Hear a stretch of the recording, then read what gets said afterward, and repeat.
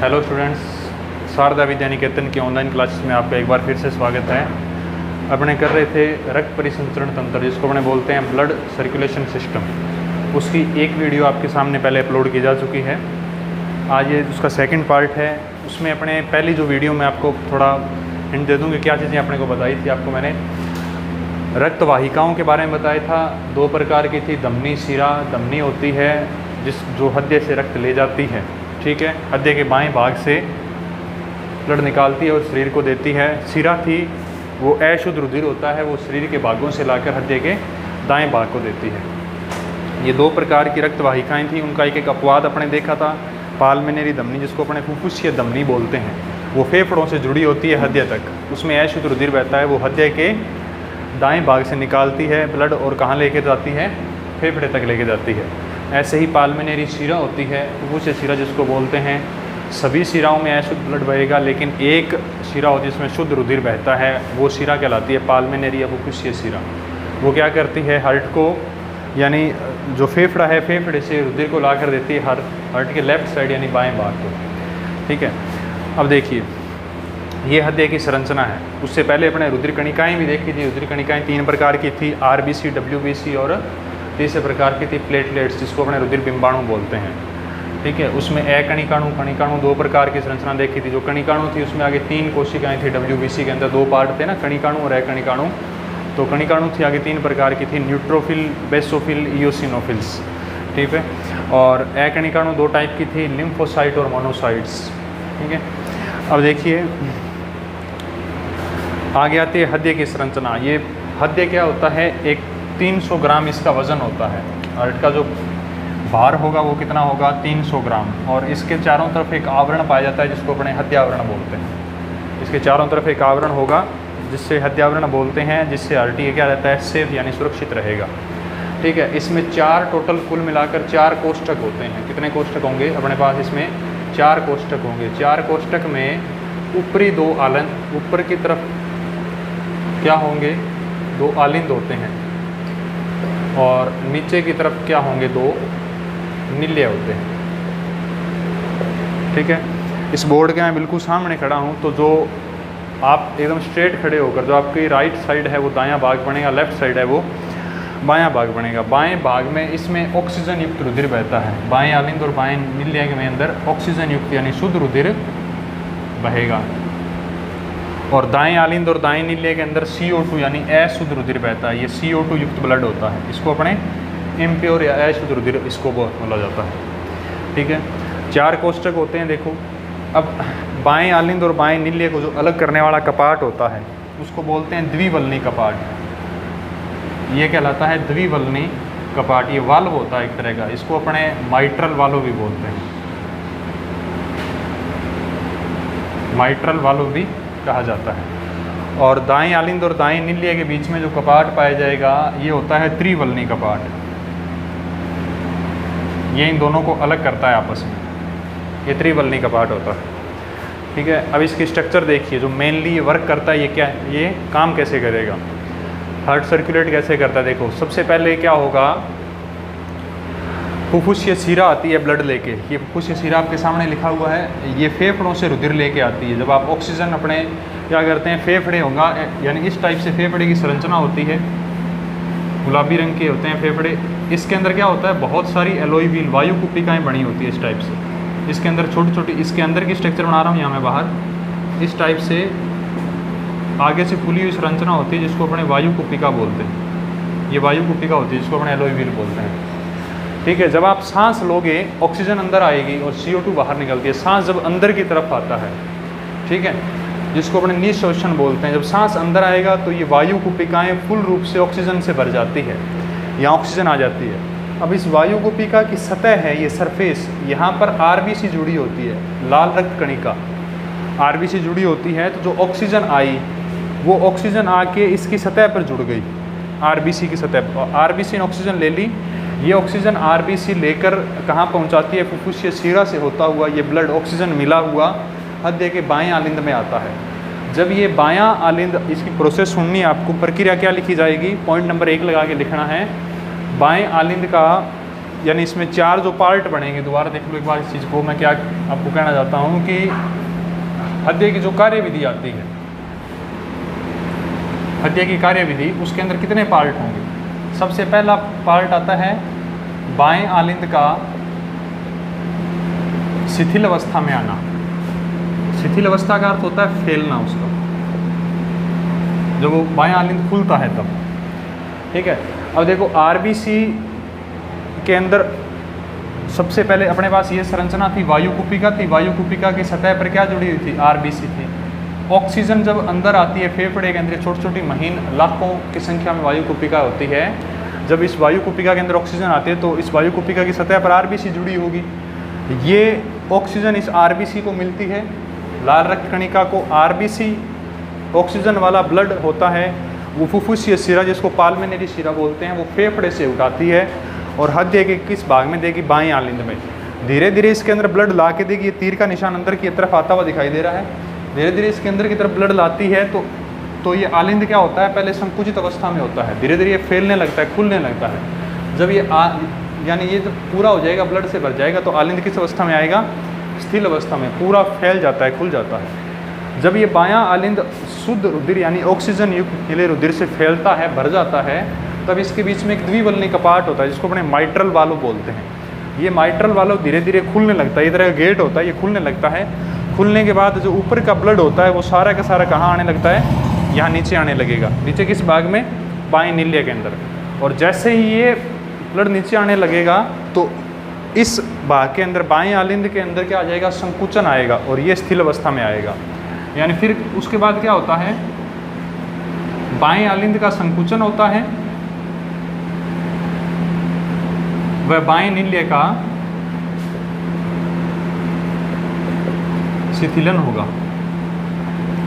बाएं आलिंद का तो संकुचन होगा और बाएं नील्य का क्या हो जाएगा, शिथिलन होगा। देखो क्यों होगा, क्योंकि ब्लड जब इसमें बाएं आलिंद में भरा हुआ था पूरा, तो इसकी जो भित्ति थी, इसके बीच में कपाट था, उस कपाट पर प्रेशर बना, दबाव बना, तो ये कपाट खुला। खुलने से पूरा ब्लड है बाएं आलिंद से बाएं नील्य के अंदर आ गया। तो जैसे इससे निकलेगा ये ऐसे सिकुड़ने लगेगा और ये जो नील्य है ये स्थिर अवस्था में धीरे धीरे फैलने लगता है। ये होने के बाद जब यहाँ से ये बायां नील्य फुल भर जाता है, तब यहाँ से निकलती है इस ब्लड को लेकर महाधमनी। ये देखिए ये रास्ता जा रहा है, ये महाधमनी इस भाग से बाएं नील्य से महाधमनी पहुँचाती है। यहाँ से ब्लड कौन लेके जाएगा, नंबर 3 पर बाएं नील्य से। फिर आता है बाएं नील्य का संकुचन। बाएं नील्य का संकुचन, किसी भी पार्ट का संकुचन कब होगा, जब वहाँ से ब्लड बाहर निकलता है तो वो संकुचित अवस्था में आएगा।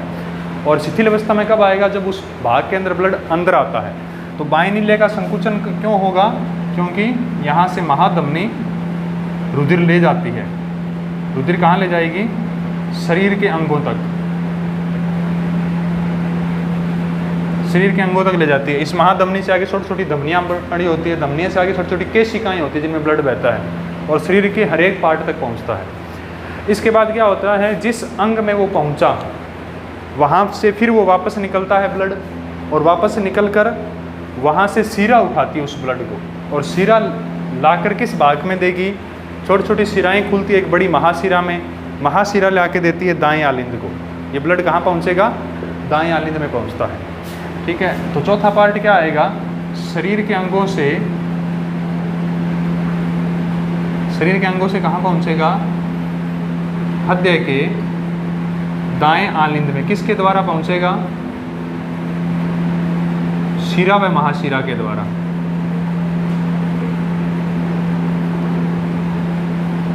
ठीक है, जैसे ही दाएं आलिंद में पहुंचा तो इस दाएं आलिंद के अंदर ब्लड आना शुरू हुआ। तो पहले ये यानी सिकुड़ा हुआ संकुचित अवस्था में था, तो रुधिर आने से ये संकुचित से कौन सी अवस्था में आ जाएगा, संकुचित अवस्था से शिथिल अवस्था में आ जाता है।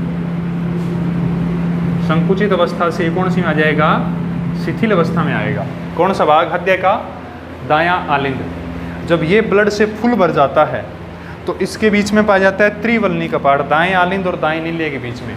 तो इस कपाट की जो दीवार है उस पर क्या बनना शुरू होगा, प्रेशर, दबाव बनना शुरू होगा। उस दबाव से क्या होगा, ये जो पूरा ब्लड है ये किसके अंदर आ जाएगा, दाएं नील्य में आ जाएगा। फिर ये ब्लड कहाँ आ गया, यानी दायां आलिंद जब फर गया तो दाएं आलिंद से दाएं नील्य में रुधिर आता है। तो आलिंद क्या हो जाएगा, जैसे ही ब्लड निकलेगा आलिंद से वो संकुचित हो जाएगा और नील्य में जाएगा वो पूरा फैलकर स्थिर अवस्था में आने लगता है। ठीक है, इस प्रकार अब यहाँ से जो दायां नील्य है, दायां नील्य अब आ गया आपके पास कौन सी अवस्था में, फिर आएगा दायां नील्य शिथिल अवस्था में आता है, यानी फैल जाता है ब्लड आने से, शिथिल अवस्था में आएगा। फिर ये जब ब्लड से फुल भर जाएगा, ये अशुद्ध भाग है यहाँ पर CO2 वाला ब्लड मिला हुआ है, जब ये फुल भर जाएगा तब यहाँ से लेकर निकलती है फुफ्फुसीय धमनी। यहाँ से ब्लड कौन लेकर निकलेगी, फुफ्फुसीय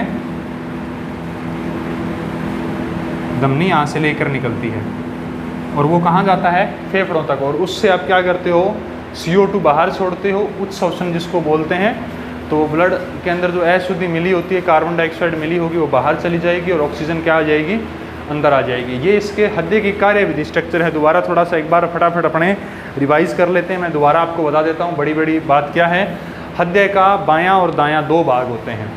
कुल इसमें 4 कोष्ठक होते हैं, 4 बॉक्स बने होते हैं। ऊपर की तरफ 2 आलिंद, नीचे की तरफ 2 नील्य। इस हाथ की जो दोनों आपको दिख रहे हैं, ये बायां आलिंद, ये बायां नील्य। बाएं भाग में वैसे बढ़िया ब्लड रहेगा, बढ़िया को बोलते हैं जिसमें ऑक्सीजन मिली हो। ठीक है, बाएं आलिंद बाएं नील्य को जो अलग करने वाला, जो पार्ट बांटने वाला द्विवल्नी कपाट, जिसको माइट्रल वाल्व बोलते हैं। हार्ट का ये साइड होती है राइट साइड, जिसको अपने दायां आलिंद ऊपर की तरफ, नीचे की तरफ दायां नील्य। इन दोनों भागों को बांटने वाला कौन होगा, त्रिवल्नी कपाट होगा। सभी धमनियों में शुद्ध रुधिर बहता है, सभी धमनियों में शुद्ध रुधिर बहता है, लेकिन एक धमनी होगी जिसमें अशुद्ध रुधिर बहेगा, वो फुफ्फुसीय धमनी है। ऐसे ही सभी शिराओं में अशुद्ध ब्लड बहता है, CO2 मिला हुआ, लेकिन एक ऐसी शिरा है जिसमें प्योर ब्लड बहेगा, वो फुफ्फुसीय शिरा है। सबसे पहले क्या होता है कि फेफड़ों से अपने ऑक्सीजन अंदर लेते हैं, तो फेफड़ों के अंदर छोटी छोटी वायु कुपिकाएँ, एलॉय व्हील संरचना पाई जाती है। उन वायु कुपिकाओं की सतह के ऊपर RBC इस प्रकार से जुड़ी होती है।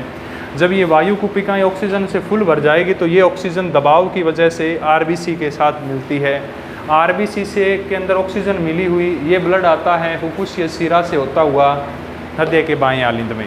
जैसे ही बाएं आलिंद में ब्लड आया, बायां आलिंद फैलने लगता है, स्थिर अवस्था में आने लगता है। जब बायां आलिंद फुल भर जाएगा तो बाएं आलिंद और बाएं नील्य के बीच में द्विवल्नी कपाट, जिसको माइट्रल वाल्व बोलते हैं, वो खुलने लगता है, क्योंकि बायां आलिंद स्थिर अवस्था फैल गया ब्लड भरने से। इसके कपाट खुलते ही जो ऊपर का ब्लड है वो नीचे बाएं नील्य में आएगा और बाएं नील्य में आता जाएगा, तो वैसे ही बायां आलिंद सिकुड़ता जाएगा, संकुचित होता जाएगा। यहाँ से शुद्ध रुधिर को लेकर जाती है फुफ्फुसीय धमनी। जब बायां नील्य फुल भर जाता है तो फुफ्फुसीय धमनी की भित्तियों पर दबाव बनता है। ठीक है, तो फुफ्फुसीय धमनी इस ब्लड को यहाँ से निकालती है, छोटी छोटी धमनियों को देती है, उससे आगे छोटी छोटी केशिकाओं को देती है और वो ब्लड पहुँच जाता है शरीर के भागों तक। शरीर के भाग उस ऑक्सीजन वाला ब्लड रखते हैं और बदले में CO2 उनको वापस देते हैं, क्योंकि उनके उस जो शरीर का अंग होगा उसने कार्य किया होगा तो उसमें कार्बन डाइऑक्साइड बनी होगी। तो CO2 कहाँ दे दी जाएगी, शिरा को। छोटी छोटी अनेक शिराएँ आकर खुलती है महाशिरा में, और महाशिरा लाकर देती है दाएं आलिंद के अंदर। किसी भी यहाँ आपको 2 महाशिरा दिखाई गई है, दोनों की दोनों यहाँ आकर दाएं आलिंद में खुलती है। जैसे ही दाएं आलिंद के अंदर ये इम्प्योर ब्लड, कार्बन डाइऑक्साइड वाला रुधिर आके आता है तो ये दायां आलिंद फैलने लगता है, जिसको अपने स्थिर अवस्था बोलते हैं, और ये पूरा भर जाता है। तब ये पूरा यानी स्थिर अवस्था में आ जाएगा। जब ये दायां आलिंद फुल भर जाता है तो दाएं आलिंद और दाएं नील्य के बीच में एक गेट होता है, जिसको अपने त्रिवल्नी कपाट बोलते हैं। वो कपाट धीरे धीरे खुलने लगता है। खुलने से क्या होगा, ऊपर का ब्लड सारा का सारा दाएं नील्य में आ जाएगा।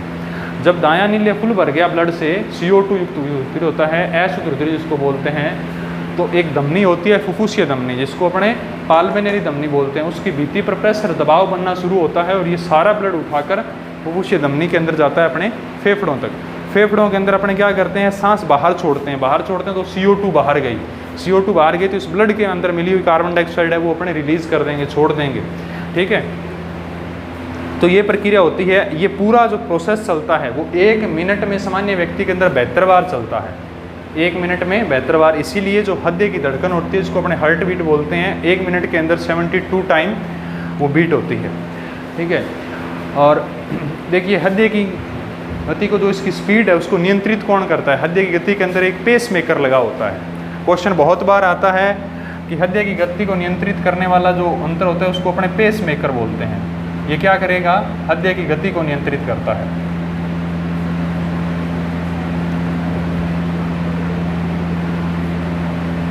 ये हृदय की मांसपेशियों से बना होता है और पेस मेकर इसको बोलते हैं। कई व्यक्तियों के अंदर आपने सुना होगा कि हार्ट अटैक, हृदयाघात जिसको बोलते हैं, आता है। तो वो हार्ट अटैक आने का कारण क्या होता है कि कोई भी शरीर का जो अंग या पार्ट काम करेगा उसको ब्लड की ज़रूरत है, उसको ऑक्सीजन की ज़रूरत है। तो ऑक्सीजन की ज़रूरत है, ऐसे ही हृदय भी एक काम करता है, ब्लड को पंप करता है, सप्लाई करता है, इसको भी ऑक्सीजन की ज़रूरत है। तो इसको अगर ऑक्सीजन की ज़रूरत है तो इसके अंदर, इस हार्ट के अंदर ही ऑक्सीजन पहुंचाने वाली जो धमनी होती है उसको अपने बोलते हैं कोरोनरी धमनी। हृदय के अंदर ब्लड देने वाली धमनी कौन सी होगी? कोरोनरी धमनी। इसके अंदर ये एकदम मतलब केस के आकार की होती है, इसे अपने केशिका भी बोलते हैं। बाल के आकार की होती है इसलिए इसको केशिका यानी बोला जाता है। जब इसके अंदर रुकावट आ जाती है तो ब्लड पंप करना हार्ट बंद कर देता है, सप्लाई करना बंद कर देता है, जिससे हार्ट अटैक या हृदयाघात नामक रोग होता है। ठीक है, ये आपके सामने डायग्राम था और ये इसकी संरचना थी बड़ी बड़ी। अब देखो पूरे हार्ट के अंदर, ये सुनने वाली बात है कि पूरे हृदय में रुधिर कितनी बार चक्कर लगाता है? 2 बार चक्कर। 2 बार चक्कर कैसे लगाया? एक बार तो फेफड़े से अंदर आया और बाएं भाग में गया, फिर बाएं भाग से निकल गया, एक चक्कर तो पूरा हो गया, फिर वापस दाएं भाग में आया और दाएं भाग से निकल गया। यानी इसको दोहरा रक्त परिसंचरण तंत्र क्यों कहते हैं? क्योंकि हृदय का एक चक्कर के अंदर रुधिर है वो हृदय में कितनी बार गुजरता है? 2 बार। इसलिए हृदय के अंदर से जो ब्लड सर्कुलेट होता है उसको अपने बोलते हैं दोहरा रक्त परिसंचरण तंत्र। ठीक है, ये हार्ट की स्ट्रक्चर थी, इसकी जो कार्यविधि थी वो संरचना थी। आप इसका डायग्राम गौर से बनाइए और जो चीज़ें मैंने आपको बताई है या पॉइंट लिखाए हैं उन चीज़ों को नोट्स के अंदर थोड़ा आप गौर करके लिखिए। फिर देखिए आगे। हाँ जी, अब देखिए इसके आपके सामने एक डायग्राम बना हुआ है जिसको अपने बोलते हैं दोहरा रक्त परिसंचरण तंत्र। अगर आपसे पूछा जाए, क्वेश्चन आ जाए दोहरा रक्त परिसंचरण तंत्र क्या है, तो सबसे पहले आप ये डायग्राम बनाओगे, उसके बाद इसकी थ्योरी लिखनी है। ऊपर की तरफ मैंने यहाँ बना रखी है, वायु कुपिका दिखाई हुई है यहाँ पर, इसको अपने बाह्य श्वसन, इन मानव में आपने श्वसन नाम सुना होगा, इसको अपने रेस्पिरेशन बोलते हैं। 2 प्रकार से होता है, एक तो बाहरी और एक आंतरिक। होता दोनों शरीर के अंदर ही है, लेकिन एक को बाह्य बोलते हैं, एक को अंतः श्वसन, आंतरिक श्वसन बोलते हैं। बाह्य श्वसन तो होता है फेफड़ों में, फेफड़ों पर होगा, फेफड़ों की वायु कुपिका और इस फुफ्फुसीय शिरा के बीच में। देखो कहाँ होगा, क्योंकि अपने ऑक्सीजन अंदर लेने से क्या होगा, फेफड़ों के अंदर वायु कुपिकाओं में ऑक्सीजन फुल भर गई। फुल भरने से क्या होगा, ऑक्सीजन इस वायु कुपिका की भित्ति के ऊपर आरबीसी जुड़ी होती है। ये पतली दीवार होगी, दीवार की सतह पर आरबीसी लाल रक्त कणिका जुड़ी होती है। ये आरबीसी ऑक्सीजन ले लेगी, इससे ऑक्सीजन लेकर ये ऑक्सीजन ब्लड के अंदर मिलती है। ऑक्सीजन मिलते ही रुधिर शुद्ध हो जाता है। ये प्योर ब्लड लेकर फुफ्फुसीय शिरा, जिसको पाल्मिनेरी शिरा बोलते हैं, वो जाती है कौन से भाग में? बाएं आलिंद के अंदर। बाएं आलिंद में गई तो जैसे जैसे बाएं आलिंद में ब्लड जाता है वैसे वैसे बाएं आलिंद खुलने लगता है, फैलने लगता है। बाएं आलिंद फैलेगा, यानी इसको बोलते हैं बाएं आलिंद की स्थिल अवस्था में आना। स्थिल अवस्था का अर्थ होता है खुलना। जैसे ये फुल भरेगा, इसमें आपको मैंने अभी थोड़ी देर पहले बताया था कि बाएं आलिंद और बाएं नीले के बीच में एक कपाट होता है जिसे द्विवल्नी कपाट या माइट्रल वाल्व बोलते हैं। ये माइट्रल वाल्व की भित्ति पर दबाव बनेगा और ये माइट्रल वाल्व खुलने लगता है। खुलकर जो बाएं आलिंद का ब्लड है वो नीचे बाएं नीले में आएगा। अब जैसे इससे ब्लड निकलना शुरू हो जाएगा तो ये भाग धीरे धीरे संकुचित इकट्ठा होने लगता है और ये भाग फैलने लगता है। ये जब फुल भर जाएगा तो इस महाधमनी की भित्ति पर प्रेशर बनेगा और ये ब्लड निकलता है धमनी से होता हुआ यहाँ पर अपने पास आ जाएगा। ये होती है किसी भी अंग, जिस अंग को सप्लाई करना है ब्लड, उसकी पेशी कोशिका। हर एक बॉडी पार्ट के अंदर पेशी कोशिका होगी, उस पेशी कोशिका तक ये रुधिर पहुँचता है। रुधिर पहुँचने के बाद क्या होगा यहाँ पर, हाँ जी, तो यहाँ से क्या होता है कि अपने हर एक जो बॉडी पार्ट है, हर एक शरीर का अंग है, उसको क्या चाहिए होती है? ऑक्सीजन चाहिए होती है। तो ये जो बॉडी पार्ट है, पेशी कोशिका है, ये उस ऑक्सीजन को अपने पास रखती है और इसमें इसने वर्क किया तो CO2 बनी, वो कार्बन डाइऑक्साइड यहाँ से बाहर निकालती है। ये CO2 कहाँ जाती है? ये CO2 शिरा लेके जाती है हृदय के दाएं भाग में। ऊपर की तरफ दायां आलिंद है, नीचे की तरफ दायां नील्य है।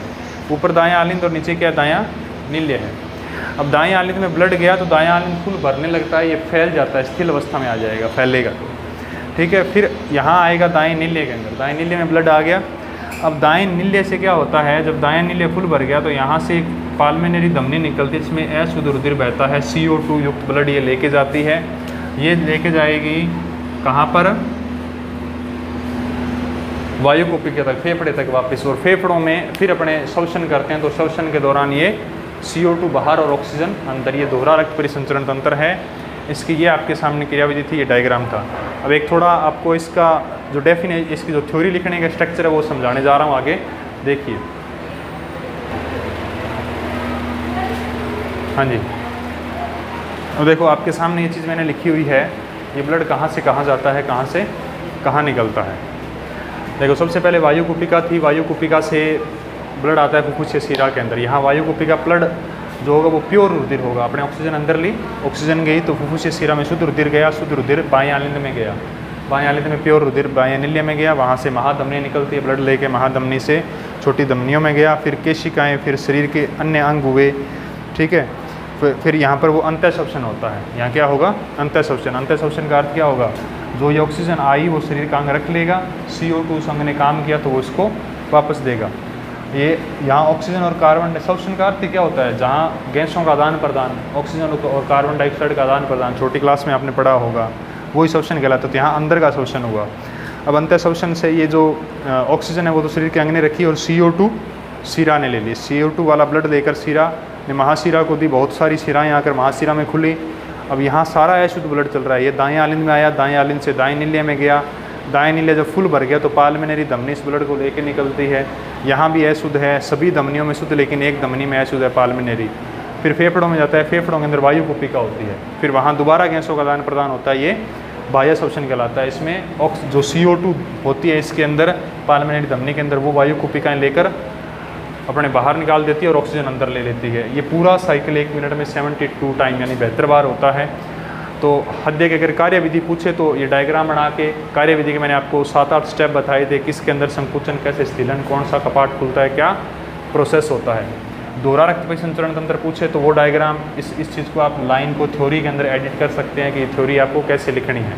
जो चीज़ मैं बोल रहा हूँ उसको आप लाइन के अंदर ऐड करके थ्योरी बना सकते हैं, ठीक है। ये टॉपिक था रक्त परिसंचरण तंत्र का, और इसके अंदर पहले आपको रक्त वाहिकाओं के बारे में बताया गया था।